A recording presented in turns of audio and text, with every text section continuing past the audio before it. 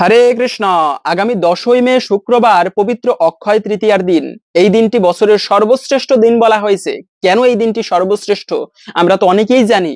এবং যদি এই দিনে আপনি কিছু করতে পারেন বা না পারেন, অন্ততপক্ষে অনেকে বলেন যে বাড়িতে বাস্তুদোষ রয়েছে, অশুভ শক্তি রয়েছে, তাদের জন্য বলবো আপনারা সেই বাস্তুদোষ দূরীভূত করার জন্য আমরা অনেক সময় তন্ত্রমন্ত্রের প্রয়োগ করি।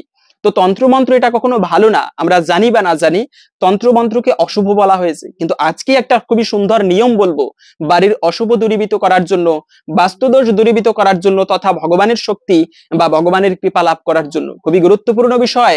বছরে 3টা মাসকে সর্বশ্রেষ্ঠ বলা হয়েছে। তার মধ্যে একটা হচ্ছে মাঘ মাস, কার্তিক মাস এবং বৈশাখ মাস। বৈশাখ মাস কেন শ্রেষ্ঠ? কেননা বৈশাখ মাসে যে ধর্মানুষ্ঠান করা হয় সেই ধর্মফলের কখনো কমতি হয় না, ক্ষয় হয় না। সেজন্য এই বৈশাখ মাসের আরো শ্রেষ্ঠ দিন অক্ষয় তৃতীয়া দিন। শুনলে হয়তো বা আপনারা অনেকে অবাক হবেন। সেটা হচ্ছে বছরে 4টা দিনকে সর্বশ্রেষ্ঠ বলা হয়েছে। একটা হচ্ছে কার্তিক মাসের প্রথম দিন, বৈশাখ মাসের প্রথম দিন এবং বিজয়া দশমী। আর একটা দিন হচ্ছে এই অক্ষয় তৃতীয়ার দিন। অক্ষয় তৃতীয়ার দিন 4 দিনের মধ্যেও আরো সর্বশ্রেষ্ঠ, কেননা এই দিনের অনেক মহিমা রয়েছে। এই দিনে যদি কোনো ব্যক্তি কোনো ধর্ম অনুষ্ঠান করে সহস্র গুণ কোটি গুণ বেশি ফল লাভ করে। একটা দিন যদি কোনো ব্যক্তি ভগবানকে একটা প্রদীপ প্রজ্বলিত করে ভগবানকে দান করতে পারে, সে ব্যক্তির দ্বিতীয়বার আর পুনর্জন্ম হয় না, পুনর্জন্ম ন বিদ্যতে। এতটা গুরুত্বপূর্ণ বলা হয়েছে। তো এই দিন আপনি এত কিছু করতে পারেন বা না পারেন, অর্ধবেলা উপবাস করার কথা বলা হয়েছে। তো আপনারা এত কিছু না করতে পারলেও অন্ততপক্ষে এই একটা বিশেষ কার্য করুন। এতে নিঃসন্দেহে আপনি ভগবানের কৃপা একটুকু হলেও লাভ করবেন। সকলকে স্বাগতম জানাচ্ছি আমাদের এই ধর্মীয় তথ্যমূলক চ্যানেলে। আজকের এই পর্বটি একটা বিশেষ গুরুত্বপূর্ণ প্রসঙ্গ, তাই প্রত্যেককে বলবো আসুন আগামী কিছুক্ষণ সময় শুরু থেকে শেষ পর্যন্ত ধৈর্য ধরে আজকের এই গুরুত্বপূর্ণ তথ্যগুলো একসঙ্গে জেনে নেই। আশা করছি এই তথ্যগুলো আমাদের প্রত্যেক সনাতনীর জানা প্রয়োজন এবং এই তথ্যগুলো জেনে আপনি অবশ্যই সমৃদ্ধ হবেন আশা করছি। যদি ভালো লেগে থাকে অবশ্যই একটা লাইক করে যাবেন এবং কমেন্টে অক্ষয় তৃতীয়া দিনটির জয়ধ্বনি করার একবার হলেও অনুরোধ জানাচ্ছি। দেখেন, বলা হয়েছে এই মাসে স্বয়ং স্বয়ং যুধিষ্ঠির মহারাজ শতাধিক নামের ঋষিকে প্রশ্ন করেছিল যে প্রভু, এই অক্ষয় তৃতীয়া দিনটি কেন এতটা গুরুত্বপূর্ণ। তখন শতাধিক ঋষি সুন্দর একটা কাহিনী বলেছিল যে এই দিনে যদি কোনো ব্যক্তি কোনো ধর্ম অনুষ্ঠান করে সে ব্যক্তির সেই ধর্মফলের কোনো কমতি হয় না। পাশাপাশি ভগবানের পুজো করতে পারলে সে ব্যক্তির দ্বিতীয়বার এই পৃথিবীতে জন্মগ্রহণ করতে হয় না, জন্ম মৃত্যুর চক্রে আবদ্ধ হতে হয় না, সে ব্যক্তি মুক্তি লাভ করে। এবং একটা কাহিনী শাস্ত্রে এমন পাওয়া যায়, একটা বুড়িমা, তিনি সারা জীবনে কোনো ধর্ম কাজ করেনি, কাউকে কিছু দান করেনি। কিন্তু একবার একটা ব্রাহ্মণ বৈষ্ণব তিনি ভিক্ষা চাইতে সেই বুড়িমার বাড়িতে গেল। তো বুড়িমা কিছু দান করেনি, কিন্তু একটা মাটির ঢেলা সেই ব্রাহ্মণের উপরে ছুঁড়ে ফেলেছিল, এটা নিয়ে চলে যাও। যেহেতু বুড়িমা কিছু দান করেনি কিন্তু ওই মাটির ঢেলা অবহেলার সহিত ছুঁড়ে মেরেছিল, সেজন্য সেই বুড়িমার ওই মাটির ঢেলাটাও দান হিসেবে নিয়ে নিয়েছে যমরাজ। পরবর্তী জন্মে সেই বুড়িমা সুন্দর একটা ঘর পেয়েছে, সুন্দর জায়গা জমি পেয়েছিল। কোন ফলে? কেননা ওই দানের বলে বলিয়ান হয়ে, যদিও বা অবহেলার সহিত ছুঁড়ে মেরেছিল, অপমান করেছিল, কিন্তু হলেও সেটা দান হিসেবে গ্রহণ করেছিল। তাই এই দিনে আপনি অবহেলার সহিত হলেও ভগবানের ধর্ম কাজ করার চেষ্টা করবেন, কিছু দান করবেন। দানের এতটা কেন মহিমা আমি আগেও বলেছি, এখনো বলে দিচ্ছি, হয়তো আমরা অনেকেই জানি না। প্রত্যেকটা সনাতনীর আজকের এই দিন প্রসঙ্গে গুরুত্বপূর্ণ তথ্য জানা প্রয়োজন। সেটি হচ্ছে এই একই দিনে কিন্তু দ্রৌপদীর বস্ত্রহরণ হচ্ছিল, সেটি ছিল এই অক্ষয় তৃতীয়ার দিন। এই দিনে দ্রৌপদীর সব থেকে ইতিহাসের একটা লজ্জাকর দিন, সেটি হচ্ছে দ্রৌপদীর বস্ত্রাহরণ ভরা রাজসভায়। কিন্তু দ্রৌপদীর কথা হচ্ছে বস্ত্রহরণ করতে কেন পারেনি? কেননা ভগবান শ্রীকৃষ্ণের কৃপা দৃষ্টি দ্রৌপদীর উপরে ছিল। সেজন্য হরিজাকে রক্ষা করে কে তারে মারিতে পারে। সেই দ্রৌপদীকে রক্ষা করেছিল স্বয়ং ভগবান শ্রীকৃষ্ণ। এত কাপড় দিয়েছিল যে দুঃশাসন টেনে শেষ করতে পারেনি, অজ্ঞান হয়ে পড়ে গিয়েছিল। কিন্তু কথা হচ্ছে দ্রৌপদীকে কেন ভগবান কৃপা করেছিল? দ্রৌপদী কি করেছিল কৃষ্ণের সেবা? কিন্তু দ্রৌপদী করেছিল এইটুকু কাজ, সেটি হচ্ছে একদিন কৃষ্ণের যুদ্ধ করতে গিয়ে সুদর্শন চক্রকে আহ্বান করতে গিয়ে কনিষ্ঠাঙ্গুল কেটে গিয়েছিল। দ্রৌপদী তার কাপড় ছিঁড়ে, বস্ত্র ছিঁড়ে একটুকু আঁচল কৃষ্ণের কনিষ্ঠাঙ্গুলে বেঁধে দিয়েছিল। এই পুণ্যের ফলে শুধু সামান্য একটুকু বস্ত্র কৃষ্ণকে দান করেছিল। এর ফলে কৃষ্ণ এত কাপড় দিয়েছিল দ্রৌপদীকে যা দুঃশাসন টেনে শেষ করতে পারেনি। এজন্য আপনি সম্ভব হলে এই দিনের আর একটা বিশেষ গুরুত্বপূর্ণ কাজ আপনি দান করুন। যথাসাধ্যভাবে, অনেক দান করতে হবে না, আপনার যতটুকু প্রয়োজন, মানে যতটুকু সম্ভব আপনার সাধ্য অনুসারে, সাধ্যের বাহিরে গিয়ে নয়, সাধ্য মতো যতটুকু পারেন তাই আপনি গরিব মানুষের অথবা ভগবানের মন্দিরে দান করতে পারেন ভগবানের পুজোর উদ্দেশ্যে, অথবা ভগবানের কোনো অনুষ্ঠান হচ্ছে মন্দিরে, সেখানে আপনি অন্ন দান করুন। জগতে দানের কথা যেহেতু আসলে আমি বলে দিচ্ছি, শ্রেষ্ঠ দান হচ্ছে ঘোড়া দান করা বা অশ্ব দান করা। অশ্বদানের থেকেও শ্রেষ্ঠ দান হচ্ছে গজ দান করা বা হস্তি দান করা। যে ব্যক্তি একটা হাতি কোনো ব্যক্তিকে দান করতে পারে, সে ব্যক্তির অযুত বছর স্বর্গে বাস হয়। এর থেকেও শ্রেষ্ঠ দান হচ্ছে জগতে কন্যা দান করা বা গাভী দান করা। যে ব্যক্তি একটা কন্যা দান করতে পারে সৎ পাত্রে, মানে জীবনে কোনো মানে পিতা যদি সৎ পাত্রে একটা কন্যাকে দান করতে পারে, তার পুণ্যের হিসাব স্বয়ং চিত্রগুপ্তও করতে পারে না, এতটা মহিমা বলা হয়েছে দানের। সেই কন্যাদানের সমান বলা হয়েছে গাভী দানকে। তার থেকেও শ্রেষ্ঠ দান হচ্ছে অন্নদান। যে ব্যক্তি জীবনে অন্ন দান করতে পারে, তার জীবনে কখনো দুঃখের অভাব হয় না, সে ব্যক্তির জীবনে কখনো খাদ্যের অভাব হয় না। এই যে যারা গরিব হয়ে জন্মগ্রহণ করে, খাবার পায় না, কষ্ট পায়, এরা কি এমনি এমনি কষ্ট পায়? ভগবান কি এদের উপরে মানে অবিচার করেছে? না, প্রকৃতির নিয়ম। হয়তো বা সে ব্যক্তিকে কোনোদিন কোনো কষ্ট দিয়েছে, অথবা কারো থেকে খাবার চুরি করে খেয়েছে, মানে কোনো না কোনো ভাবে পাপের কাজ করেছিল। যে ব্যক্তি জীবনে কাউকে দান না করে, অন্ন দান, সে ব্যক্তিরও কিন্তু গরিব হয়ে জন্মাতে হয়। তাই বলা হয়েছে যদি কোনো ব্যক্তি জীবনে অন্নদান করতে পারে, সে ব্যক্তির এত পুণ্য হয় যে অযত কোটি কাল সে ব্যক্তি স্বর্গের সুখ ভোগ করবে। সে ব্যক্তির জীবনে কোনোদিন খাদ্যের অভাব হবে না। তো সম্ভব হলে আপনারা অবশ্যই মন্দিরে ধর্মানুষ্ঠান হচ্ছে, আপনার যদি মানে সামর্থ্য থাকে, আপনি মন্দিরে গিয়ে বলুন আমি প্রসাদের ব্যবস্থাটা আমি করে দিচ্ছি, এটা করা উচিত। আপনি কোথাও ধর্ম কাজ হচ্ছে, সেখানে সেই মন্দির করতে যতটুকু জায়গা প্রয়োজন, আপনি তাদেরকে যদি সামর্থ্য হয়, আপনি তাদেরকে গিয়ে বলতে পারেন আমি এই জায়গাটুকু কেনার জন্য যতটুকু টাকা লাগে আমি দিব, ভগবানের কৃপায় আমি দিব। বলতে ভগবান আমাকে কৃপা করেছে, আমি তাই দিব, চেষ্টা করব দান করতে। তো এইভাবে করে আপনি যথাসাধ্যভাবে দান করবেন। এই দানের ফলে দানের মহিমা জগতে অপার। এই যে হরিশ্চন্দ্র রাজা জগতে প্রসিদ্ধ কেন? তিনি দানের মাধ্যমে জগতে প্রসিদ্ধ হয়েছেন। তাই আপনারা যথাসাধ্যভাবে এই দিনে দান করার চেষ্টা করুন। এই দিনে দান করাকে খুবই পুণ্য এবং শুভ বলা হয়েছে। তারপরে হচ্ছে যে সকল প্রকার শুভ কর্ম। আর একটা গুরুত্বপূর্ণ বিষয় এই দিনে, এতটা কেন গুরুত্বপূর্ণ, তার মধ্যে একটা বিশেষ মহিমা হচ্ছে যে আপনারা যে কোনো শুভ কাজ, হয়তোবা গৃহে প্রবেশ অনুষ্ঠান সব দিনে থাকে না, বা গৃহে প্রবেশের শুভ দিন সব দিন হয় না, তারপরে বিবাহ করার মতো এত শুভ কর্ম সব দিন হয় না, যে কোনো বিশেষ দিনে করতে হয়। কিন্তু এই অক্ষয় তৃতীয়ার দিনটি এমন একটা গুরুত্বপূর্ণ দিন, এই দিনে আপনারা যে কোনো শুভ কাজ, গর্ভাধান সংস্কার, গৃহে প্রবেশ অনুষ্ঠান, বিবাহ কর্ম, এরকম যে কোনো প্রকার শুভ কাজ হাতে করি আপনারা এই দিনে করতে পারবেন। এর জন্য কোনো বাধ্যবাধকতা নেই, ভগবানের কৃপা লাভ হবে। এই দিনে যে কোনো শুভ কাজ করলে, যে কোনো শুভ কাজ এই দিনে করা যাবে। এবং বলা হয়েছে যমদগ্নির পুত্র এই দিনে অর্ধবেলা উপবাস করা উচিত। কেন? এই দিনে স্বয়ং ভগবানের একজন অবতার, বিশেষ অবতার, সেটি হচ্ছে পরশুরাম ভগবান, যিনি 21 বার পৃথিবীকে নিক্ষত্রিয় করেছিলেন। তিনি যমদগ্নিকে, তার বাবাকে সহ বিভিন্ন ঋষিদেরকে হত্যা করেছিল ক্ষত্রিয়রা, রাজরাজারা। ওই সময়ে মানে পৃথিবীকে ক্ষত্রিয়ের, বর্তমানে যেরকম কিছু কিছু সময় অসুরের মানে আক্রমণ বাড়ে, অসুরের অত্যাচার বাড়ে, যেমন দাপুর যুগে ছিল কংস, তারপরে ত্রেতা যুগে ছিল স্বয়ং সেই রাবণের অত্যাচার, তেমনি সেই মানে যখন যমদগ্নির পুত্র পরশুরাম ভগবান এসেছিল, ওই সময় রাজাদের অত্যাচার ছিল। রাজারা বিভিন্ন ঋষিদের উপরে, সাধুদের উপরে অত্যাচার করত। তো তাদেরকে হত্যা করার জন্য, পৃথিবীকে নিক্ষত্রিয় করার জন্য এই যমদগ্নির পুত্র পরশুরাম আবির্ভূত হয়েছিল। এবং এতটা প্রতাপ ছিল, তার সামনে দাঁড়াবার মতো সামর্থ্য কারো ছিল না যুদ্ধে। সেই পরশুরাম ভগবানের জন্ম হয়েছিল কিন্তু এই অক্ষয় তৃতীয়ার দিনে। এই দিনটিতে সেই পরশুরাম ভগবান আবির্ভূত হয়েছিল। শুধু তাই নয়, তার সুন্দর একটা কাহিনী পাওয়া যায় এমন, যে তিনি তার মাকে স্বয়ং হত্যা করেছিল। কেন? তার কাহিনী রয়েছে, এমনি এমনি হত্যা করেনি। একবার যমদগ্নি যজ্ঞ করতেছিল, তো সেই যজ্ঞের জল আনতে গিয়ে পবিত্র গঙ্গায় বা পবিত্র নদী থেকে জল আনতে গিয়ে তার মা সেখানে গিয়েছে, কিন্তু খেয়াল করলো যে দেবতা এবং এক দেবী নৌকার মাধ্যমে ভ্রমণ করতেছে, মানে ভালোবাসার প্রণয়ের সহিত। তো ওটা খেয়াল করে মানে সেটা দেখতেছিল ওই যমদগ্নির স্ত্রী, মানে পরশুরামের মা। তো এটা দেখতে দেখতে অনেক সময় হয়ে গিয়েছে, ওইদিকে জল নিতে দেরি হয়েছে। এটা যমদগ্নি তখন ধ্যানের মাধ্যমে লক্ষ্য করলো তার স্ত্রী সেই দেবতাদের এমন প্রতিক্রিয়া দর্শন করতেছে।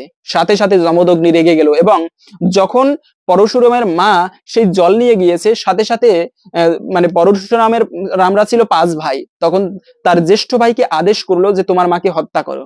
কিন্তু ওই ভাই মানে মাকে হত্যা করবে কি করে, তখন সে হত্যা করতে রাজি হলো না। সাথে সাথে পরশুরামের বাবা যমদগ্নি তার বড় পুত্রকে মেরে ফেললো। এরপরে দ্বিতীয় পুত্রকে বললো, সেও মানে হত্যা করতে রাজি না, তাকেও মেরে ফেললো।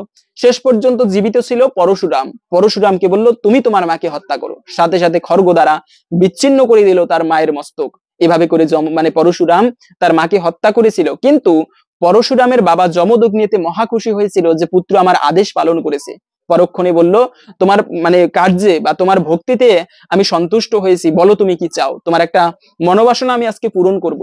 তখন পরশুরাম বাবার কাছে প্রার্থনা করেছিল, আমার 4 ভাই সহ আমার মাকে জীবিত করে দাও। সাথে সাথে যমদগ্নি আরো বেশি খুশি হলো, কেন, সে তার মাকে জীবিত করার কথা বলেছে। এবং যমদগ্নি আবার সবাইকে প্রাণোজ্জীবিত করেছিল, যাকে মৃত্যুঞ্জয় বিদ্যা বলে। এই বিদ্যা সবাই জানে না, বিশেষ কিছু ঋষিরা, বিশেষ কিছু মুনিরা এই বিদ্যাটা জানতো ওই তৎকালীন সময়ে। তো মৃত্যুঞ্জয় বিদ্যা দ্বারা আবার তার 4 ভাই এবং মাকে জীবিত করেছিল এইভাবে। সেই দিনটি ছিল সেই অক্ষয় তৃতীয়ার দিনে সেই প্রতাপশালী নিক্ষত্রিয় করেছিল যিনি 21 বার পৃথিবীকে, সেই পরশুরাম ভগবান এই দিনে আবির্ভূত হয়েছিল, ভগবানের একজন মহান অবতার।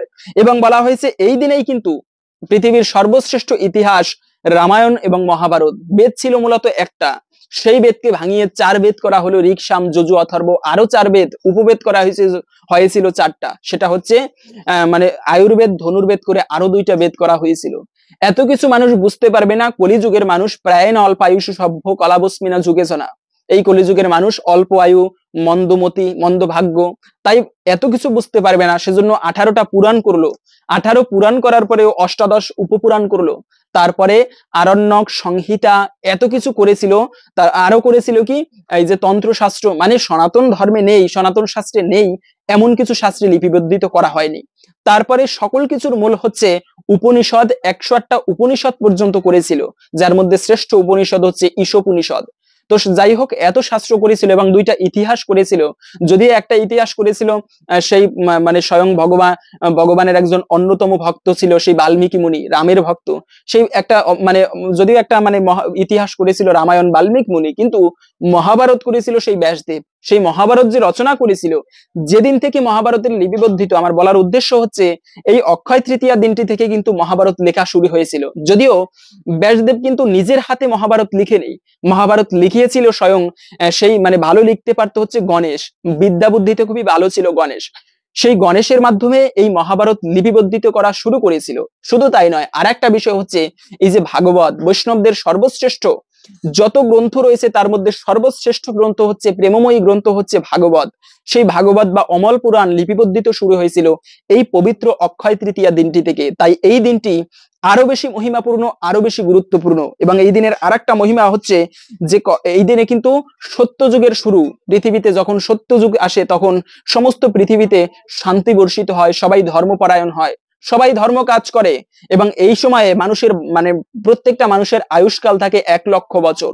মানুষ খুবই সুশৃঙ্খল ভাবে জীবন যাপন করে, যার জীবন যত বেশি ছন্দে ছন্দায়িত তার জীবন তত বেশি আনন্দিত। যে ব্যক্তি ধর্মভাবে জীবন যাপন করে, ধর্মের মধ্যে একটু কষ্ট হলেও জীবনে প্রকৃত শান্তি লাভ করতে পারে সে ব্যক্তি। তাই এই সত্যযুগে, সেই শান্তির যুগ সত্যযুগের মানে শুরু হয় এই পবিত্র অক্ষয় তৃতীয়া থেকে। শুধু তাই নয়, মৎস্য পুরাণে পাওয়া যায় শুধু সত্যযুগের নয়, এই দিনটি থেকে ত্রেতা যুগেরও সূচনা হয়। এবং বলা হয়েছে এই দিনে, এত পবিত্রময় দিন, এত শুভ দিন, তাই কখনো আপনারা এই দিনে কোনো মিথ্যা বাক্য প্রয়োগ করবেন না। সাক্ষাৎ আমরা ধর্মপুত্র যুধিষ্ঠিরের কথা জানি, যিনি স্বয়ং যমরাজের পুত্র। এত বড় ধর্মরাজ যুধিষ্ঠির হওয়া সত্ত্বেও তাকেও কিন্তু নরক দর্শন করতে হয়েছিল। কোন পাপ ছিল তার?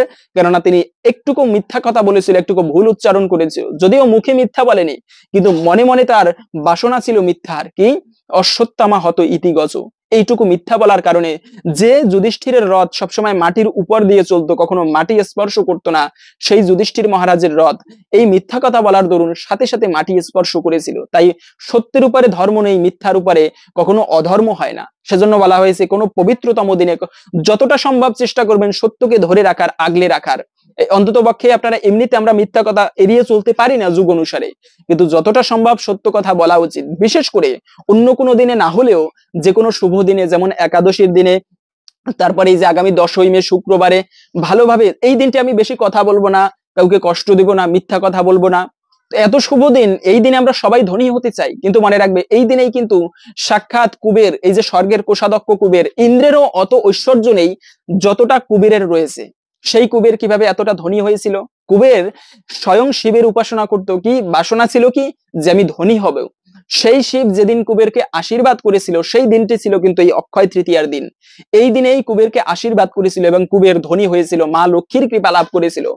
চিরকাল মা লক্ষ্মী, ভগবান বিষ্ণুর স্ত্রী মা লক্ষ্মী কুবেরের গৃহে চিরস্থায়ী থাকবে, কোনোদিন ধনের কমতি হবে না, এমন আশীর্বাদ পেয়েছে এই পবিত্র অক্ষয় তৃতীয়ার দিনে। তাহলে বুঝতে পারেন কেন এই দিনটি এতটা গুরুত্বপূর্ণ। এবং বলা হয়েছে এই দিনে থেকে কখনো কোনো ব্যক্তিকে, মনে রাখবে আরো একটা বিষয়, যে কারো নামে দিব্যি কাটবে না। দিব্যি কাটা একটা গুরুত্বপূর্ণ বিষয়। আমরা অনেক সময় ঝগড়া লাগলে স্বামী সন্তানের নামে দিব্যি কাটি, এটা কিন্তু খুবই অমঙ্গল, মানে অমঙ্গল বলতে গিয়ে অকাল মৃত্যু আসে। কখনো ভুলেও ঝগড়ায় হোক বা জেনে বুঝে হোক বা না জেনে হোক কারো নামে দিব্যি কাটা উচিত নয়। এটা কিন্তু বিশেষভাবে বলা হয়েছে, বিশেষভাবে অকল্যাণ বয়ে আনে। আপনারা কখনো কারো নামে দিব্যি কাটবেন না। এবং আর একটা খুবই গুরুত্বপূর্ণ বিষয় বলে দিচ্ছি, যে কাজটি করবে না এই দিনে তার মধ্যে একটা বিশেষ কাজ হচ্ছে যে কখনো ভুলেও আপনারা এই দিনে অন্তত পক্ষে আপনারা কখনো ভুলেও যে এই যে মানুষই করা উচিত নয়। কেন? হ্যাঁ, মানুষই করা ভালো, এতে কি হয়, মনোবাসনা পূর্ণ হয়। কিন্তু যদি সেই মানুষটা পরবর্তীতে মনোবাসনা পূর্ণ হওয়ার পরে যে যদি আমরা ভগবানের কাছে মানুষই করি, যে ভগবান অথবা মা কালীর কাছে করলাম যে মা কালী আমার সন্তানের এই রোগটা তুমি ভালো করে দাও, আমি তোমার জন্য এত কিছু দেবো বা একটা পুজো দিব বিশেষভাবে। তো ঠিক আছে, মা কালীর কৃপায় আপনার সন্তানের রোগ ভালো হলো, কিন্তু ভালো হবার পরে আপনি মায়ের পুজোটা দিলেন না, অথবা দিতে বিলম্ব করলেন, দেরি করলেন, এতে কিন্তু আবার সেই সন্তানের অমঙ্গল হয়, অকল্যাণ হয়। যদি মানুষই করেনি তবে তৎক্ষণাৎ দিয়ে দিবেন, মানুষই করার দরকার নেই, আপনি সেই সন্তানের মঙ্গলের জন্য তৎক্ষণাৎ মায়ের একটা বিশেষভাবে পুজো দেন। কিন্তু যদি বাজিয়ে রাখা হয়, মানে ঝুলিয়ে রাখা হয় মানুষইটা, তবে কিন্তু পরবর্তীতে দিতে দেরি হয়। এবং শুভস্য শীঘ্রম, শুভ কাজ যত তাড়াতাড়ি করা ভালো। এই যে রাবণকে হত্যা করার পরে, রাবণকে তীরে মানে মারার পরে রামচন্দ্র গিয়ে রাবণের সেই মৃত্যুর আগে প্রশ্ন করেছিল, রাবণ জগতে তোমার উপলব্ধি কি বলতো? তখন রাবণ বলেছিল, প্রভু আমার জীবনের সব থেকে শ্রেষ্ঠ উপলব্ধি হচ্ছে শুভস্য শীঘ্রম, শুভ কাজ শীঘ্র করা উচিত। তাই কখনো শুভ কাজ ফেলে রাখবে না, ঝুলিয়ে রাখবে না। এবং এই দিনে যে কাজটি অবশ্যই করবে, সর্বশ্রেষ্ঠ কাজ কি এই অক্ষয় তৃতীয়ার দিনে প্রত্যেককে বলে দিচ্ছি, সেটি হচ্ছে বৈষ্ণবের সেবা। যদিও অনেকে বলতে পারেন, আরে এটা কি সর্বশ্রেষ্ঠ কাজ? এর মতো সেবা হয় না জগতে বৈষ্ণব সেবা করার মতো।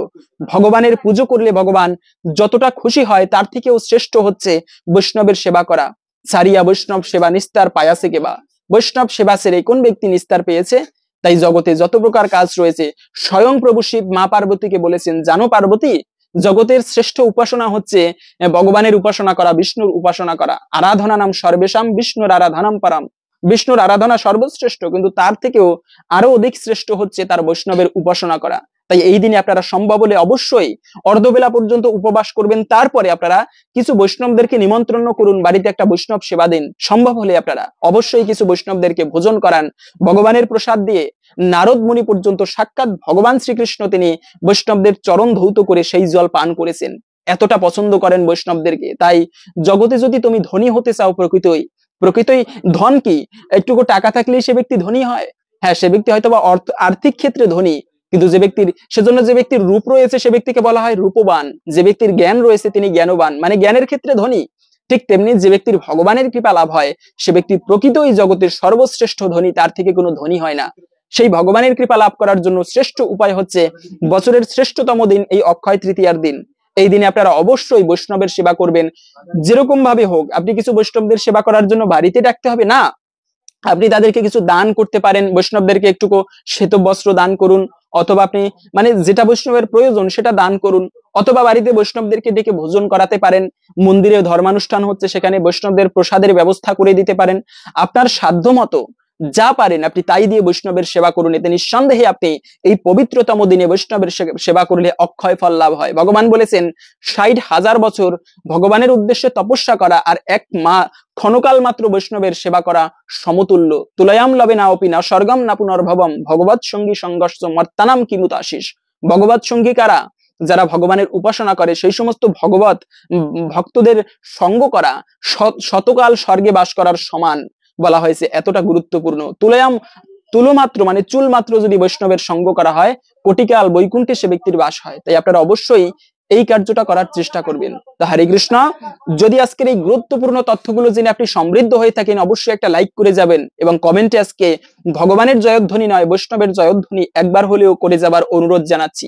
যদি এই তথ্যগুলো ভালো লেগে থাকে অবশ্যই আবারও বলতেছি আপনারা এই কাজটা করার চেষ্টা করবেন, সেটা হচ্ছে বৈষ্ণবের সেবা। না হলেও আপনারা ভগবানের পুজো করবেন, অর্ধবেলা পর্যন্ত উপবাস থাকার চেষ্টা করবেন। তো ভালো লেগে থাকলে আমাকেও আশীর্বাদ করবেন যেন আমি চিরকাল শুদ্ধ মনে ভগবানের পুজো করতে পারি। হরে কৃষ্ণ। ভালো থাকবেন, ভগবানের কৃপায় বৈষ্ণবদের কৃপায় সকলের মঙ্গল হোক এই কামনা করে আজকের ভিডিওটি এখানে সমাপ্ত করছি। হরে কৃষ্ণ।